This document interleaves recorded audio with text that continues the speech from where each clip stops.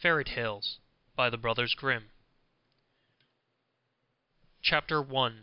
The Golden Bird. A certain king had a beautiful garden, and in the garden stood a tree which bore golden apples. These apples were always counted, and about the time when they began to grow ripe, it was found that every night one of them was gone. The king became very angry at this, and ordered the gardener to keep watch all night under the tree. The gardener set his eldest son to watch, but about 12 o'clock he fell asleep, and in the morning another of the apples was missing. Then the second son was ordered to watch, and at midnight he too fell asleep, and in the morning another apple was gone. Then the third son offered to keep watch, but the gardener at first would not let him, for fear some harm would come to him. However, at last he consented, and the young man laid himself under the tree to watch. As the clock struck 12, he heard a rustling noise in the air, and a bird came flying that was of pure gold. And as it was snapping at one of the apples with its beak, the gardener's son jumped up and shot an arrow at it. But the arrow did the bird no harm, only it dropped a golden feather from its tail, and then flew away.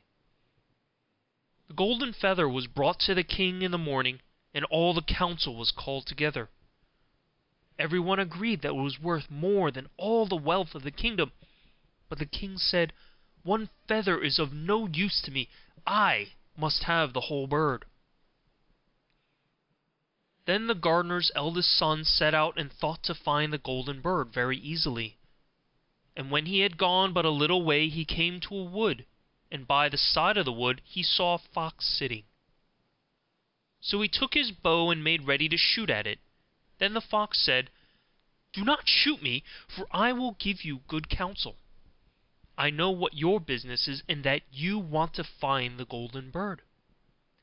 You will reach a village in the evening, and when you get there you will see two inns opposite each other, one of which is very pleasant and beautiful to look at.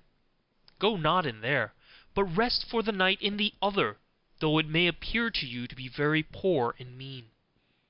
But the son thought to himself, "What can such a beast as this know about the matter?" So he shot his arrow at the fox, but he missed it, and it set up its tail above its back and ran into the wood. Then he went his way, and in the evening came to the village where the two inns were.